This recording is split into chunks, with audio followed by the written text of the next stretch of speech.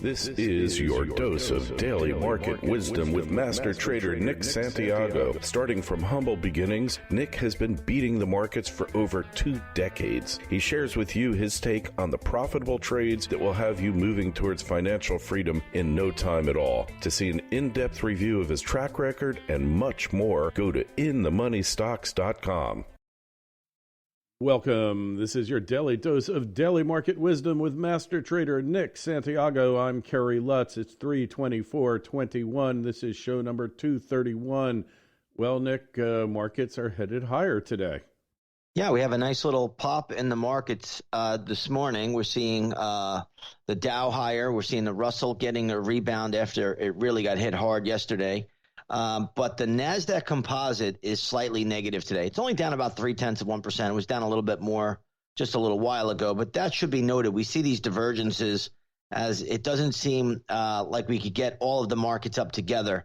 So that should be noted. And yesterday we had a major sell-off late in the session after Federal Reserve Chairman Jay Powell and U.S. Treasury Secretary Janet Yellen finished their testimony on Capitol Hill. So today's close will be very important for the markets as Powell and Yellen will hold their second day of testimony, this time in front of the Senate Banking Committee. So we'll see if they can pull another rabbit out of the hat to save the markets today. But it didn't work yesterday, so it'll be important to see where we close. Yeah, as you always say, it's not where we open, it's where we close, right? That's right. And yesterday was not a very good close for the markets. There was a lot of damage done on the charts. A lot of major sell-offs, although that didn't look like it if you just look on the surface and you look at, where the Dow finished or where the S&P finished or the NASDAQ finished. But there were some major reversals yesterday on volume too. So when you talk about the volume, you're talking about what the spiders did or on individual stocks? Well, I predominantly just, use the spider volume as a good measure, a good barometer because it's 500 stocks. But there was good volume yesterday afternoon in just about everything that went down, and almost everything did go down. So that should be noted. It wasn't a big sell-off day overall because the markets were up, but it was a very good reversal day to the downside on an afternoon uptick in very good volume. So that should be noted. Today we're bouncing a little bit here, but right now, as we speak, there's no volume in this market. So the markets are basically saying, hey, we'll float up a little bit. Janet Yellen and Fed Chairman Powell will speak, I believe, around noon. So they're going to hold their testimony in front of the Senate Banking Committee, and we'll see what comes, how the markets react there. So I would expect the market to be able to float up into the Fed comments or into the Janet Yellen comments. And then after that press conference is over, let's see what happens then. Yeah, well, when they make these presentations to Congress, they really practice like for days, right? And they parse every single word. Nothing is in there accidentally. That's right. And, we see that very, very often when they have 2-day meetings. If the first day is a sell, the next day the markets will rally. So yesterday was a sell-off. We'll see if they can keep it up. But I will say yesterday's action was very, very ugly for the market. It wasn't any sign of strength out here. In fact, the Russell 2000 led the decline, and it led it not only on volume, but it was down over 3.5%. So that should be noted by everyone. Yeah, especially because we've been talking for several months, actually over 6 months, that the Russell has been the leader, and the money just poured in there, and it really went parabolic. That's right. And, again, we use the Russell as I use it as at least as a very good leading indicator. And it has been very strong since October of last year.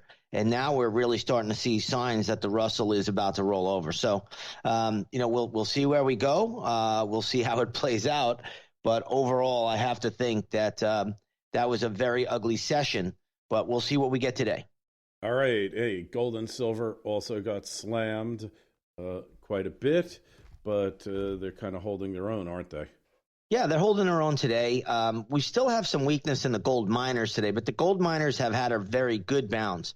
Today they're down a little bit. The GDX is down 20 cents. Gold today is not terrible. It's up about $4, but it did get hit yesterday. So again, just more backing and filling there. But I got to say, I still like gold at these levels. They're holding up pretty well.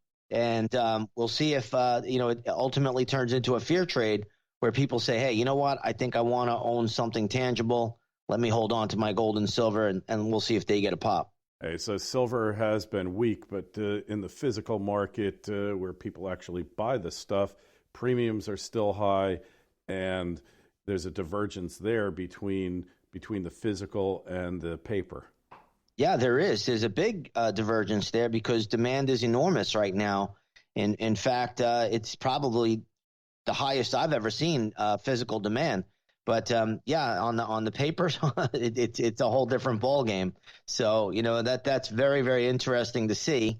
But either way, maybe silver does a little bit more backing and filling here. I actually like the gold action better than the silver action as of late. Yeah, so the gold is better than the silver, huh? Right now it is. It's been there. Gold got beaten up, went sub 1,700 on gold futures. It has rebounded quite nicely, and right now the gold pattern is still pretty strong. Where the silver pattern, still in my opinion, looks a little bit weak here at the moment. All right. Well, I think we'll leave it at that, and just go take a look at inthemoneystocks.com. Not too late to get that trade in. I think you'll want to really be aware of what Nick is calling for. InTheMoneyStocks.com. The Twitter feeds are at ITMS, at Nick Santiago01, at Kerry Lutz. And please send us an email to KL@KerryLutz.com. Nick, we'll talk to you tomorrow. Sounds good, Kerry. And so concludes another episode of Daily Market Wisdom with Master Trader Nick Santiago. Be sure to go to his website, inthemoneystocks.com. Don't forget the Twitter feeds at ITMS and at Nick Santiago01.